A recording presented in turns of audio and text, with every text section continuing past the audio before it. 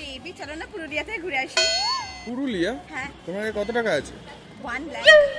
1 lakh? Yes. Wow, মানে আমাদের কাছে টোটাল 1,05,000 রুপিস আছে। ইয়ে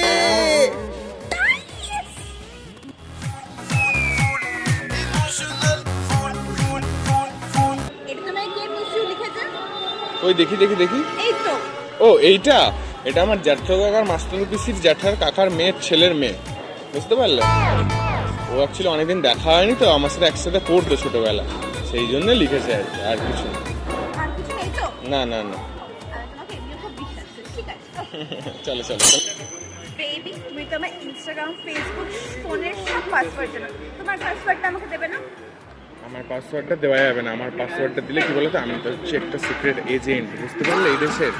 তো ওই জন্যে আমার পাসওয়ার্ড, ফেসবুক এগুলো সব দেওয়া যাবে না, বুঝতে পেরেছো তো? যেমন ধুরেন্দার দেখেছো না, ধুরেন্দার, আমি একদম ধুরেন্দারের মতো, বুঝতে পেরেছো তো? কাউকে বলবে না, হ্যাঁ? তুমি তো সব বোঝো। হ্যাঁ হ্যাঁ। বেবি আজকে আমাকে প্লিজ বাইরে ছেড়ে দিয়ে আসবে?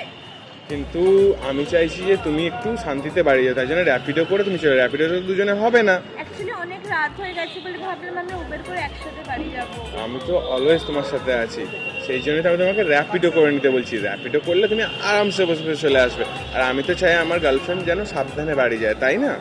ওকে ঠিক আছে, আমি ওকে বাইরে গিয়ে ফোন করবো। ওকে ওকে, টাটা, বাই বাই। ঠিক আছে। বেবি সামনে একটা ক্যাফে, চলো যাই খেতে একসাথে। না তুমি শোনোনি, ক্যাফেতে সব উল্টোপাল্টা খাবার দিচ্ছে, মটনের জায়গায় অন্য কিছু দিয়ে দিচ্ছে। ওখানে যাবো না আমরা, আমরা রাস্তার ধারে যে দোকানগুলো আছে ওগুলোতে কিন্তু খাবো। আমার সত্যি খুব ইচ্ছা করছে এতে। তুমি চলো না, তোমাকে আমি ওর থেকেও বেস্ট ক্যাফেতে নিয়ে যাবো।